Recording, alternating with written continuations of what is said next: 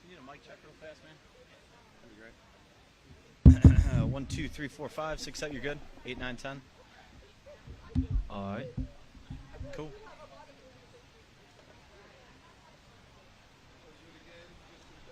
Of course. 1, 2, 3, 4, 5. You need the white on my shirt?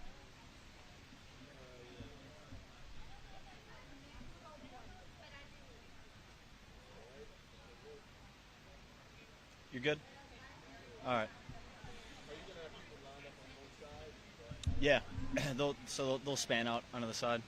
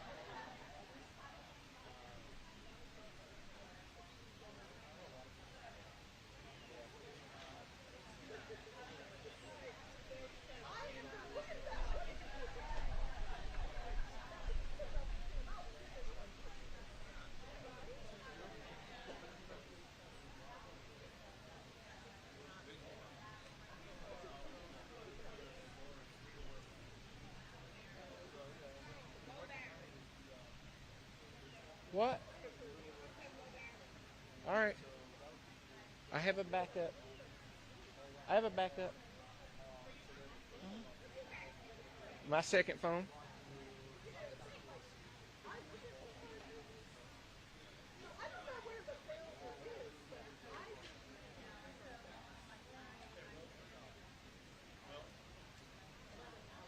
He just came downstairs. Oh, so you ready? They're going to talk for about probably 5 minutes or so, get to run a show, but they should be right out. So. Okay. Yeah. Sorry, I thought it was going to be up a little longer. No, that's fine. I appreciate you sharing. Yeah. So that's I'd cut it back on. All right.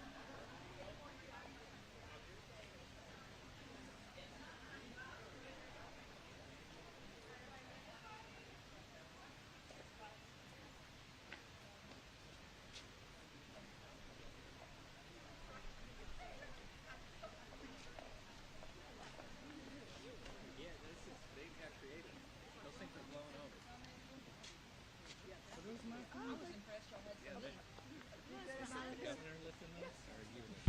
Well, I don't work. I've got some, but I don't listen to them. I'll tell you, I can rolls tell the difference too. See, yes.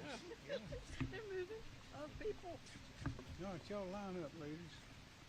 1, 2, 3. You want to get over? Where do you want me? Right here? Look at the toenails on that. Am I down enough? No, yeah, that's fine. Well, y'all ready to start? Okay, well, y'all welcome. Peggy and I welcome everybody. Y'all come on a little closer. Why did everybody get so far away? Baptists? Any Baptists in the room? Okay, y'all, thank you. This is Child Abuse Prevention Month. And of course, we all know that there's, not only do we have to prevent abuse of the children, but we have to nourish them because we're responsible for their future. And I've started getting in the habit and looking at audiences and thinking, well, who would be here 20 or 30 years from now? And when you think of it that way, you realize how important it is that we take care of our young people, we educate them, we allow them to flourish, because this is the best place in the whole world to do that. And I hear that every time I speak to a business leader around the world. They all want to be in South Carolina, and we've got them coming, and sometimes they can see the greatness of this place when we miss it ourselves. But if you look around here, I'd urge everyone to take stock of the great many blessings we have, and among those greatest are our children. So here is a proclamation which I will read. It's the State of South Carolina Governor's Proclamation. Whereas South Carolina's future prosperity and quality of life depend on the healthy development of the more than 1.1 million children residing in the diverse communities across our state. And whereas preventing child abuse and neglect must be a priority that requires individuals, families, child-serving organizations, schools, faith-based groups, businesses, government agencies, and civic leaders to support the physical, emotional, social, and educational well-being of all children. And whereas child abuse is a serious public health issue with wide-ranging societal consequences, as data show the link between the abuse and neglect of children and a wide range of costly medical, emotional, psychological, and behavioral issues into adulthood. And whereas parents and caregivers who have a support system of family and friends know where to find public resources and understand how to remain resilient in challenging times, are best equipped to provide safe, nurturing environments for their children. And whereas statewide and community prevention programs serve as proven and effective ways to reduce child abuse and neglect, no matter the geographic region, race, or ethnicity, or economic status. And whereas in fiscal year 2021, there were 8,944 founded Child Protective Service investigations with 15,980 children in those founded investigations in South Carolina. Now therefore, I, Henry McMaster, Governor of the great state of South Carolina, do hereby proclaim April 2022 as Child Abuse Prevention Month throughout the state, and encourage all South Carolinians to dedicate themselves to protecting the quality of life for every child. And it's signed by me, Henry McMaster, proud, happy governor, on behalf of 5.2 million proud, happy South Carolinians. Mr. Leach, I say keep it.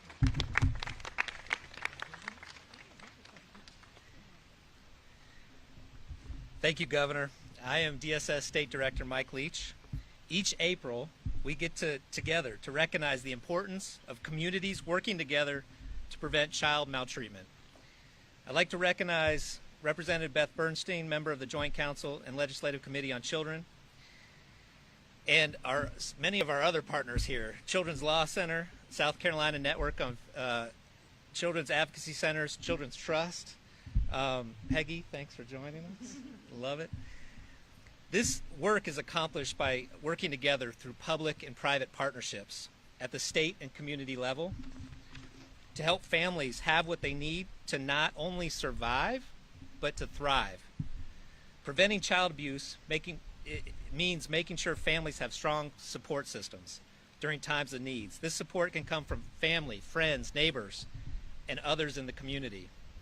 Knowledge of parenting and child development, parental resilience, social connections, and concrete supports are all crucial in reducing the risk of neglect and abuse, but that's just the beginning.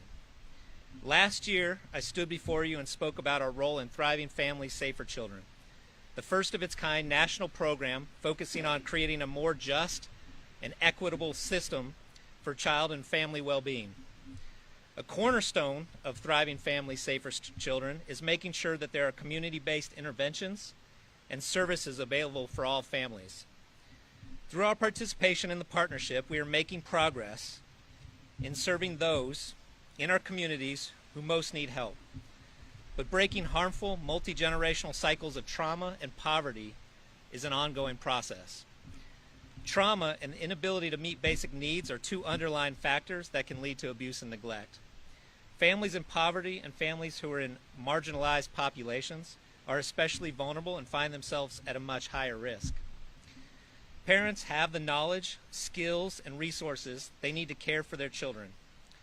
It is within our power to help promote the social, economic, and emotional well-being of our children and youth to prevent further child maltreatment within families and communities. Child abuse prevention starts with each one of us here. Together, we can make it easier for families to access support services and learn how to identify and build on family strengths.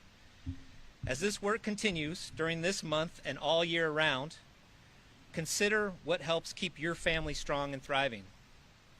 Consider the harm stigmatization causes and the focus on family strengths, which helps children, youth, and families build resilience. And finally, if you suspect abuse or neglect, don't stay silent. Call the 24/7 DSS reporting line at 1-888-CARE-FOR-US. That's 1-888-227-3487. And we also have non-emergency reporting of abuse and neglect that can be made through our website at www.dss.sc.gov. Thank you very much. I'd like to turn it over to the Director, Amanda Whittle, with the Department of Children's Advocacy.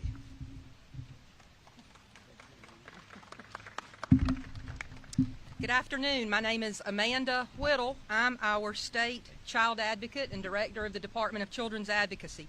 Thank you for coming today to show your support for raising awareness about child abuse prevention and for showing your commitment for stronger and safer communities for our children. Thank you to Governor McMaster and First Lady McMaster for hosting us here today.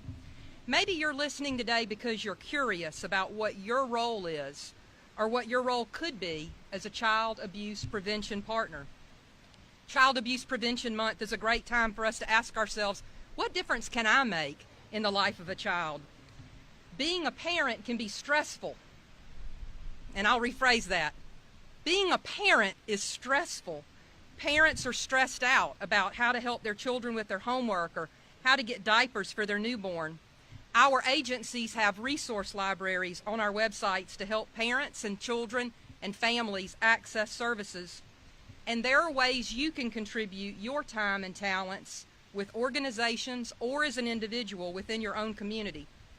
My oldest child is 27 years old. And when he was a little baby child, my father-in-law told me something that has stuck with me. He said, children have to take whatever you give them. They don't get fed until you feed them. They don't get a clean diaper until you change them. And they don't get held until you pick them up. And that little fella's counting on you. My father-in-law was letting me know that he was an advocate for that little fella. And he let me know he was holding my husband and me accountable for taking care of him. And he let me know he was there for me if I needed help. And that made all the difference with the decision to have babies numbers 2 and 3. As you think about ways to support children and families, you may discover that your ability to read books to children is just what someone needs. We can all smile at each other, we can all be kind, and we can all be alert. Child Abuse Prevention Month provides an invaluable opportunity to focus on intentional and creative ways to prevent child abuse. When we raise awareness and protective factors and provide services that promote healthy minds and bodies for children and their families, we can all make a difference in preventing child abuse in South Carolina. Thank you again for being here, and it is my pleasure to introduce to you the Executive Director of Children's Trust of South Carolina, Ms. Sue Williams. Thank you. Thank you, Amanda. Thank you. Hello, I'm Sue Williams. I'm the CEO of Children's Trust of South Carolina. First, I want to thank Governor McMaster and Mrs. McMaster for their hospitality in hosting us here today, and for Representative Bernstein for clearing her calendar to join us today. All of them have been continued supporters of our work and highlighting the importance of preventing child abuse and neglect. All of you have consistently made the case for protecting and supporting our children throughout your time as public servants, and it clearly remains a leading personal and policy priority for each of you. Today, we recognize Child Abuse Prevention Month in April, the time when we focus on the many things, as Amanda suggested, that we as citizens can do to strengthen families, organizations, and communities. Because we know that when we work together to build a South Carolina where every child thrives, South Carolina is stronger today and generations into the future. As many of you know, Children's Trust was established in 1984 by the South Carolina State Legislature. Our purpose was, and remains today, to fund innovative community programs that work to prevent child abuse and neglect by strengthening and supporting families all across South Carolina. Over the past 38 years, we have learned a lot about prevention and what it takes to build protective factors within families and communities that keep children safe before the crisis of abuse and neglect ever happens. We help parents to be stronger parents by building their skills, knowledge, and resources to raise healthy, happy children. For example, supporting evidence-based prevention programs throughout the state like home visiting, we help new mothers be their child's first teacher, especially in those critical first 1,000 days. And through an incredible public-private partnership with the South Carolina Department of Social Services and the Duke Endowment, we support the Strengthening Families program in 28 counties, serving children ages 6 to 11 and their families. And we do so much more, which you can find out on our website at scchildren.org. These proven prevention programs are the most cost-effective and efficient ways to address abuse before it happens, and it is the best investment we can make in our future. When we can help families before the incidence of abuse or neglect happens, we all win. However, most importantly, the children win. They avoid the toxic trauma of adverse childhood experiences, including violence, neglect, and family separations.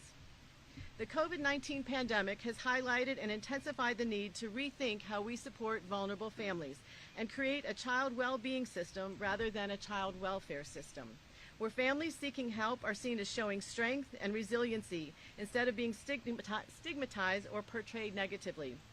The fact is, everyone needs a little help from time to time, especially when raising children. So together with our partners, we are working to develop the approaches, supports, resources, and services that will meet the unique needs of children and families while helping them thrive in the 21st century.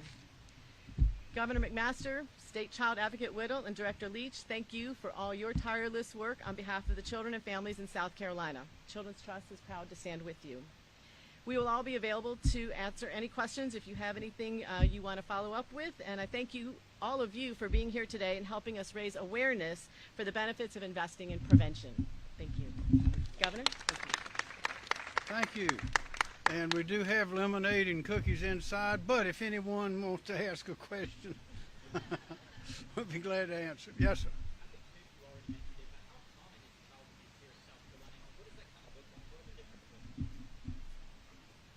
Amanda? Who wants? Go ahead. So we for calendar year 2021, we had about 66,000 calls into our intake line. That was up from 52,000 during 2020, but we know during COVID we saw a huge decrease in the numbers of folks reporting abuse and neglect. But we're right around 60,000 to 66,000 calls. we accepted probably about 55% of those, 36,000 cases. So you're seeing everything from up to severe sexual abuse, all the way down to people just calling in saying, I need help, I need concrete supports, I'm struggling, and I need services, and so it's a daily thing. It's 24/7. We're getting calls. We work with law enforcement. We work with our partners here, but it's prevalent, and there's a lot of work to continue to put services in place on the front end for our families so that they can thrive.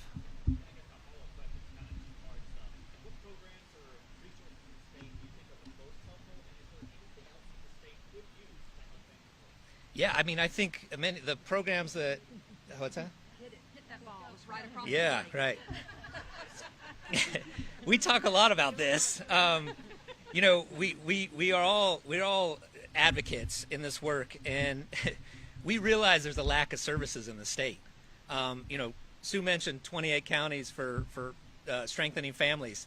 Why can't we have 46 counties, right? Why is there not enough money for that? Why don't we have enough services that are Medicaid provided, right? So home visitation services, services to provide concrete supports for families, strong mental health supports for caregivers. Director Whittle mentioned it best, right? Like, families are struggling. Parents are stressed out and are struggling right now. And so we need to make sure that we give them the supports they need. Mental health, substance abuse, just somebody a shoulder to lean on. So if you notice somebody struggling as a parent, it's not easy. Ask them, how can I help you? What can I do for you? What would you say to somebody who maybe is watching this right now and suspects that there's abuse, but they're thinking, I don't want to get involved, or I shouldn't get involved? What would you say to that person? Yeah, so I'd say call the hotline or go on our website, and you can report anonymously. So if you're worried about that aspect of it, you can report anonymously. You can go on the website and report. People do that all the time. Most of our referrals are medical, through the medical profession, then legal, then school, so education. So those are the three primary referral sources, but we have family and we have other, which is a category where people are anonymous. But if you're not sure, call and we'll help work through that and determine what next steps are for that family. If your family wondering about the abuse, you know, we all think about physical or sexual abuse. Are there any other forms of child abuse that may fall under something you guys are able to help with? Yeah, there's a lot of forms of neglect is our most prevalent allegation. That falls under, it's a very broad definition of what neglect is, but sometimes it can just be poverty, right?